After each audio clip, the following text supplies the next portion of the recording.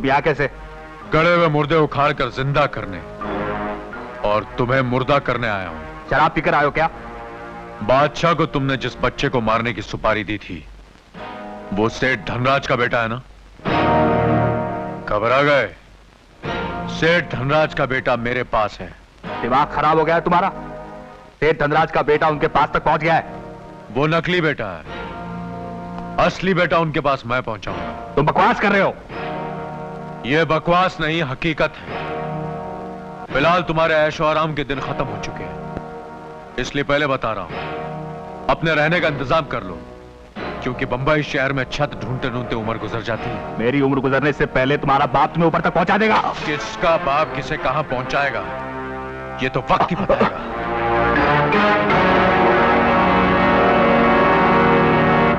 क्यों बेटे, होटल पसंद आया? अरे लाजवाब है पिताजी। खाना भी यहाँ लाजवाब बनता होगा ना? हाँ बनता है। सारी जिंदगी झोपड़पट्टी में गुजारी, कभी सपने में भी नहीं सोचा कि मैं इतना अमीर आदमी बन जाऊंगा। लेकिन इतना बड़ा कारोबार मैं संभालूंगा कैसे? अरे तुम इसकी फिक्र मत करो बेटे, कारोबार संभालने के लिए मैं जो हूँ। नहीं ससुर जी, अब आप भी बूढ़े हो गए, आपको भी आराम मिलना चाहिए। आखिर आप कब तक काम करते रहेंगे? देखिए, कल से आपको होटल में आने की कोई जरूरत नहीं। क्या बोला? मैं तो वॉचमैन से भी कह चुका हूँ कि अगर आप आ भी गए तो आपको अंदर नहीं आने दे। देखा हीरा, तुम्हारी बेटी के साथ मंगनी होते ही कितना ख्याल रखने लगा तुम्हारा। हाँ सेठ जी, देख रहा हूँ, देख।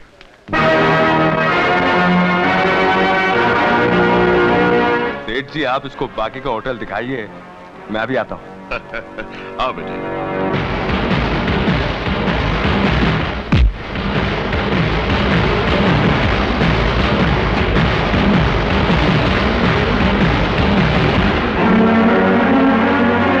क्यों आए हो?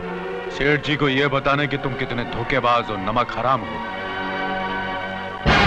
सबूत के लिए सेठ जी के असली बेटे को साथ नहीं लाए? कहाँ है वो? वो मेरी हिफाजत में है। हमारी हिफाजत में भी कोई है, उसकी आवाज सुनो। चाचा मुझे बचा लो चाचा, चाचा इन लोगों ने मुझे बंद करके रखा है चाचा, चाचा मुझे बचा लो चाचा, चाचा। अब बताओ, इधर चलें या उधर?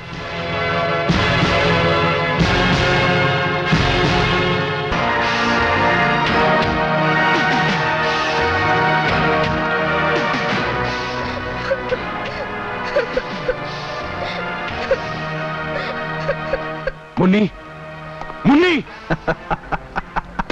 हरामजादे, बता मेरी मुन्नी कहाँ है? बता! नहीं शिवा नहीं, अभी तो तुम सिर्फ अपनी मुन्नी का रोना सुन रहे हो। लेकिन अगर तुमने हीरा पर हाथ उठाने की गलती की तो तुम्हें भी रोना पड़ेगा अपनी मुन्नी की लाश पर। हमसे बहुत आंख मिचोली खेल चुके तुम शिवा। एक बात याद रखना कि इस दुनिया में हर इंसान का कोई ना कोई बाप होता है, और तुम्हारा बाप आ गया।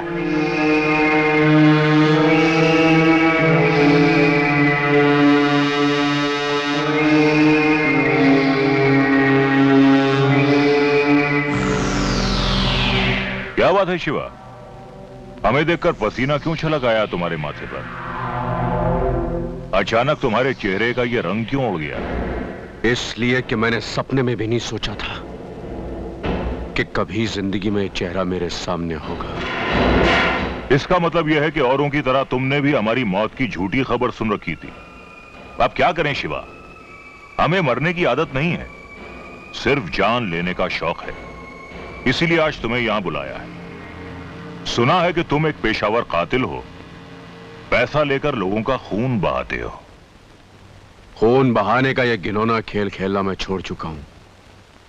शिवा, जुर्म की दुनिया से ताल्लुक रखने वालों की कोई कमजोरी नहीं होनी चाहिए, जबकि तुम्हारी है एक मासूम बच्ची।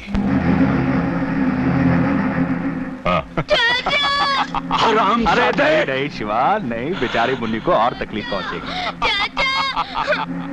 हारना या नाकाम होना मेरी फितरत में नहीं है शिवा। तुम्हें मेरा ये काम करना ही होगा। काम क्या करना होगा? किसी का खून करना है। तुम उसे अच्छी तरह जानते हो। बरसों पहले हमारे गद्दार साथी बादशाह की वजह से वो बच्चा बच गया था। अब वो जवान हो गया है।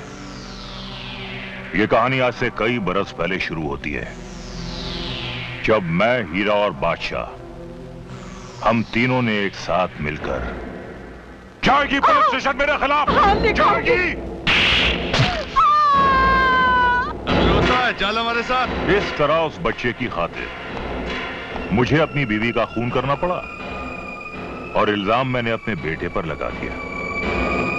बहुत खूब बलवंत साहब, आज पहला आदमी देखा जिसकी कोई कमजोरी नहीं है। कमजोरी कमजोर लोगों में होती है शिवा, हम जैसे लोगों में नहीं। खैर, जो काम तुम्हें दिया गया है जितनी जल्दी कर सकते हो कराओ और अपनी मुन्नी को वापस ले जाओ। हमारे 2 आदमी तुमसे दूर दूर मगर तुम्हारे साथ साथ रहेंगे। और हां शिवा, मुझे किसी भी किस्म की होशियारी या चालाकी से सख्त नफरत है। गलती से भी कोई ऐसी गलती मत करना जिससे तुम्हारी मुन्नी की जान पर बना है।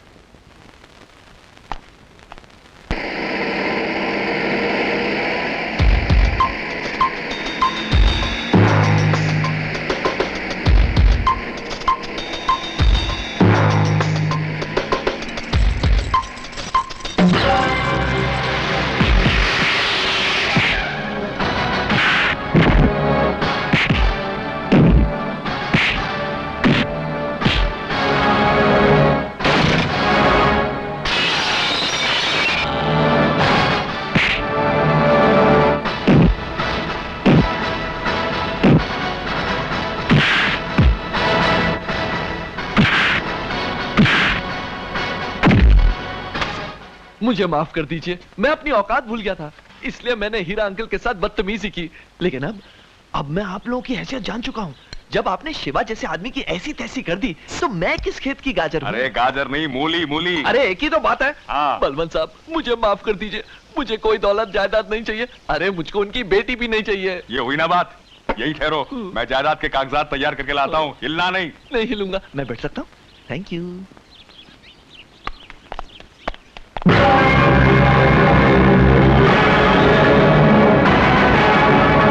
बलवंत साहब, मुन्नी को छोड़ दो, तुम्हारा प्यादा मेरे कब्जे में है। गुनाहों की शतरंज में ऐसे प्यादे या तो मारने के काम आते हैं या मरने के। लेकिन राजा को प्यादा ना तो शह दे सकता है और ना ही मात। अगर ये नेक काम तुम नहीं कर सकते तो हम कर देते हैं।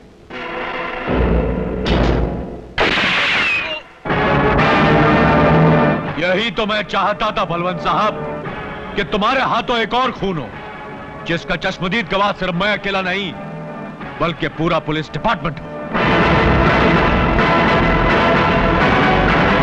इन सबको गिरफ्तार कर लो। इंस्पेक्टर कुमार, तुम बच्ची को लेकर आओ। Yes sir. चलो। Mister Balwant, you are under arrest. चाचा। मुन्नी, चाचा। तू ठीक है ना मुन्नी?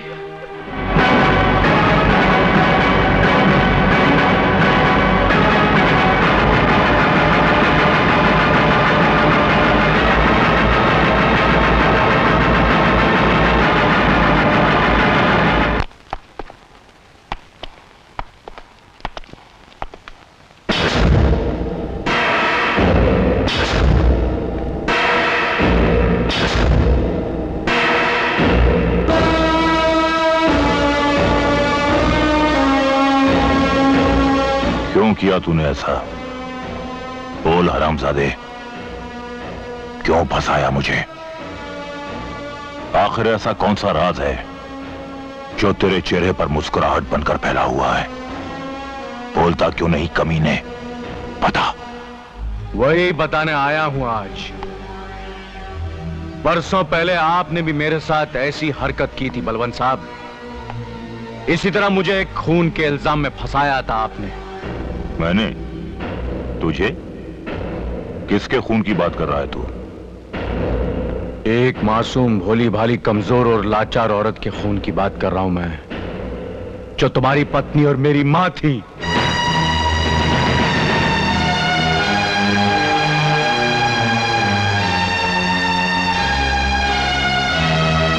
तू मेरा बेटा?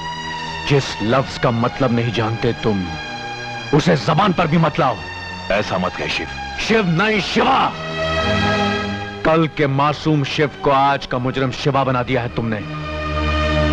तुम्हारी वजह से मेरा बचपन चिल्ड्रंस होम के सख्त जमीन पर जागते हुए गुजरा और मेरी जवानी हाथ में चाकू लिए जुर्म की दुनिया में खो गई। कितनी अजीब बात है, लोग अपने बेटे को डॉक्टर बनाते हैं, वकील, इंजीनियर बनाते हैं, लेकिन तुम शायद दुनिया के वो पहले बाप हो जिसने अपने बेटे को एक पेशा और कातिल बना दिया। बरसों पहले जो नफरत का बीज तुमने बोया था, आज उसी की फसल काट रहे हो तुम। अच्छा, तो उस बात का बदला ले रहा है तू। बेटा, तू शायद ये भूल रहा है कि बाप बाप होता है। बेटा 10 जन्म लेने के बाद भी बाप का बाप नहीं बन सकता। बरसों पहले मैंने तेरा बचपन बर्बाद किया था ना, अब बाहर आकर तेरी जवानी तबाह करूंगा। अब तुम बाहर आओगे तो सिर्फ शमशान जाने के लिए आओगे। फांसी का फंदा तैयार हो चुका है। दुनिया में अब तक ऐसी कोई रस्सी नहीं बनी जो बलवंत की गर्दन में फिट होकर फांसी का फंदा बन सके। और हां, जो फांसी का फंदा तूने मेरे लिए तैयार किया है, उसे अगर बाहर आकर तेरी गर्दन में नहीं फंसाया तो मैं भी तेरा बाप नहीं।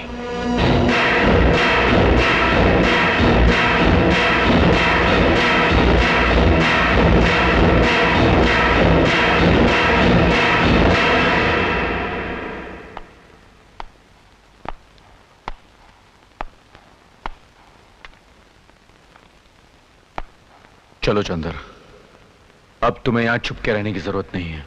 मगर शिवा भैया, कहाँ ले जा रहे हैं मुझे?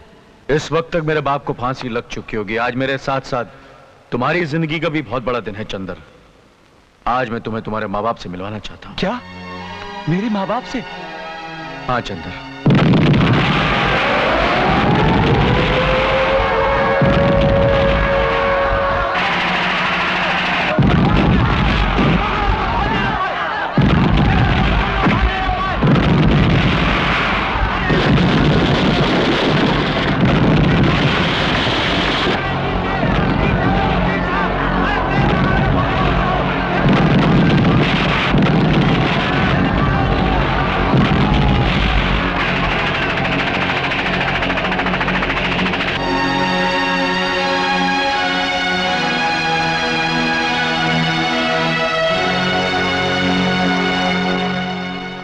शिवा भैया, क्या यही मेरा घर है?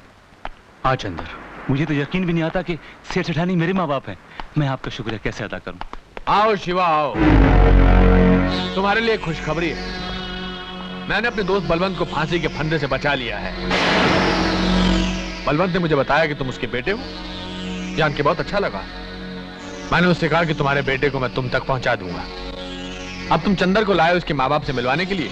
वो माँ बाप इस वक्त बलवंत के कब्जे में है, फैक्ट्री में। धंधे की मजबूरी है। आज इसे इसके माँ बाप से मिलने से तू तो क्या, दुनिया की कोई भी ताकत नहीं रोक सकती। अगर तूने जरा सी भी चालाकी दिखाई तो मेरे एक इशारे पर तेरी बेटी की खोपड़ियां उड़ जाएगी। देख उधर।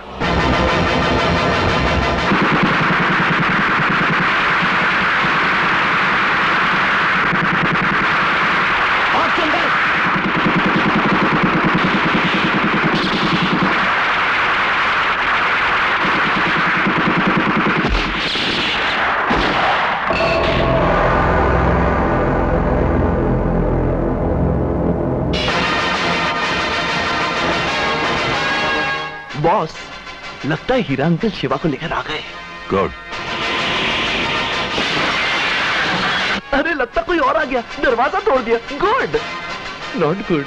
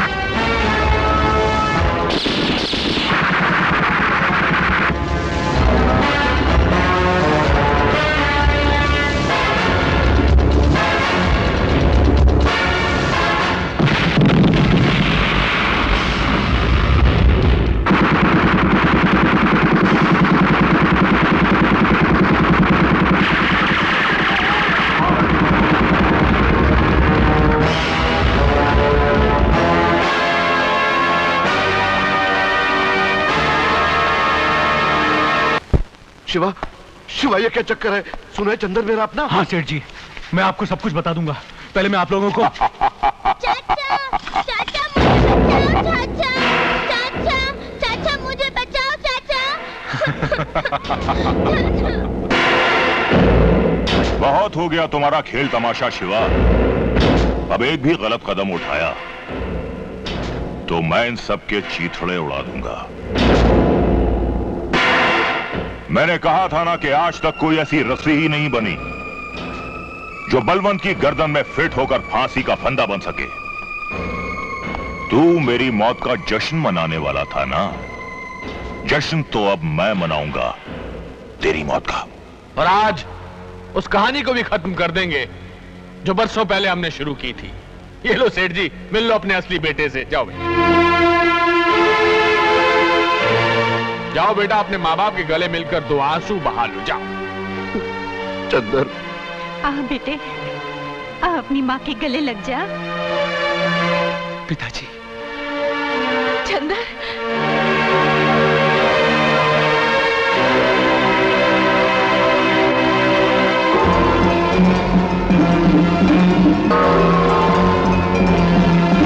रुक जाओ।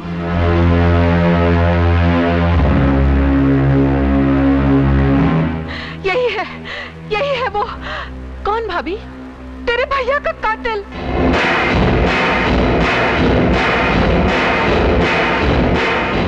ये क्या कह रही हो भाभी? ये तो चंदन है। मैं ठीक कह रही हूँ जूही, मेरी आंखें ये मनुष्य चेहरा कभी नहीं भूल सकती। ऐसा मत कहो बहन। हमारा बेटा कातिल नहीं हो सकता।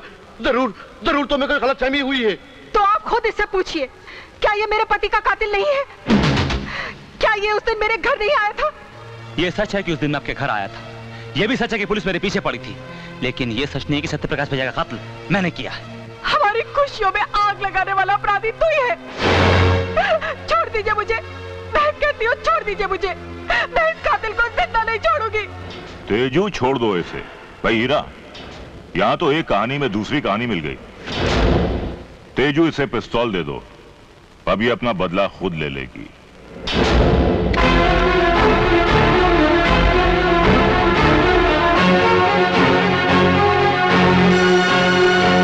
नहीं नहीं,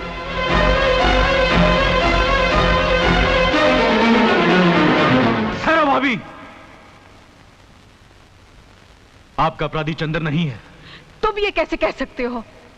इसलिए कि वो खून चंदन ने नहीं, मैंने किया है।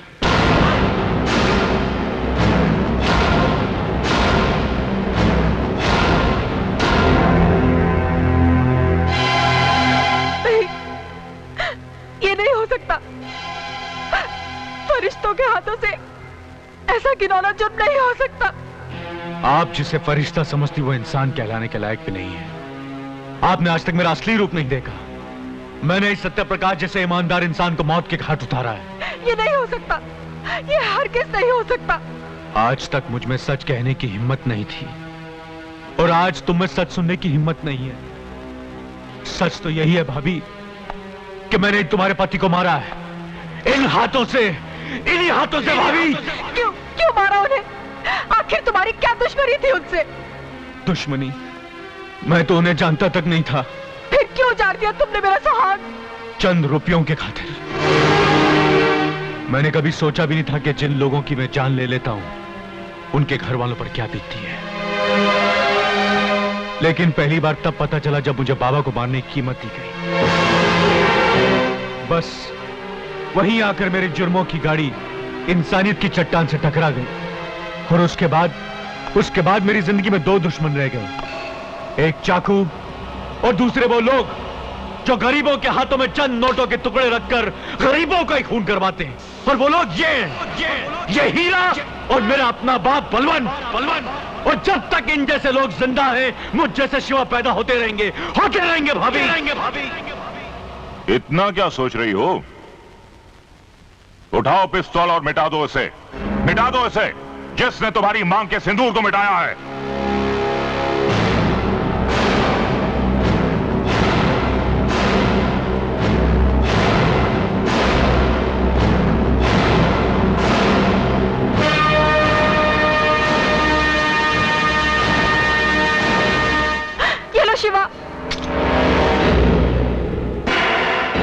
चला बेटे, गोली चला, रुक क्यों गया? हा? मैं बताता हूं बेटे के गोली कैसे चलाई जाती है।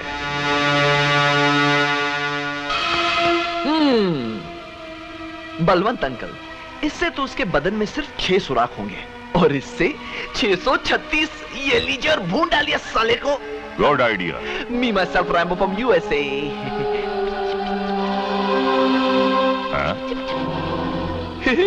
नहीं चलेगी बल्लू।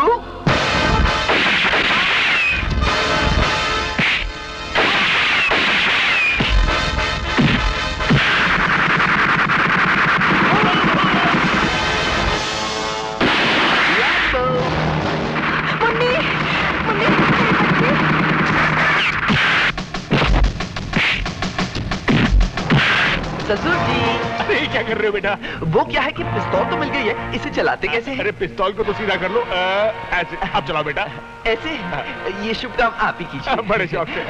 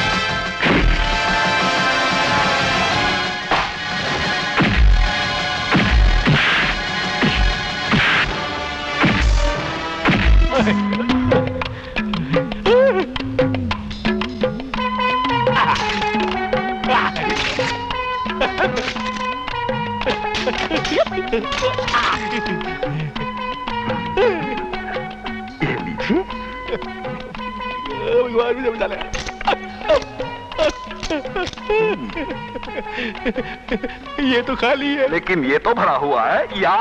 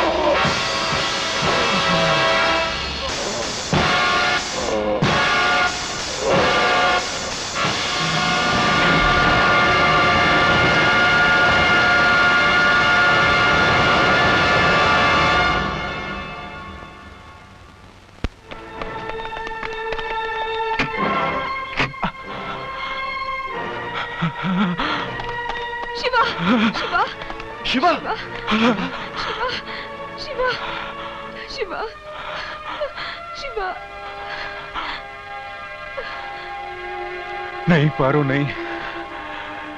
एक न एक दिन तो ये अंजाम होना था।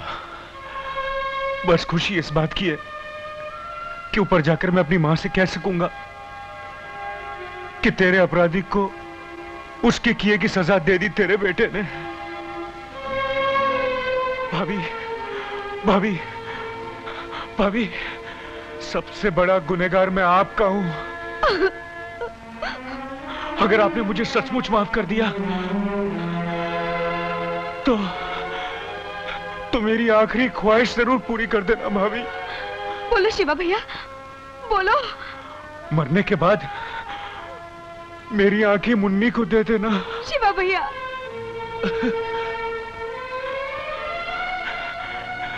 इन आंखों ने हमेशा बुराई के सिवा और कुछ नहीं देखा। मैं चाहता हूं इन आंखों से मुन्नी दुनिया की हर अच्छाई देख सके।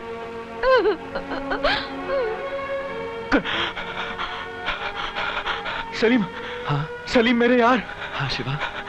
हाथ उठाकर दुआ मांग मेरे यार, ताकि मैं आसानी से मर सकूं। हे भगवान। शिवा। या अल्लाह।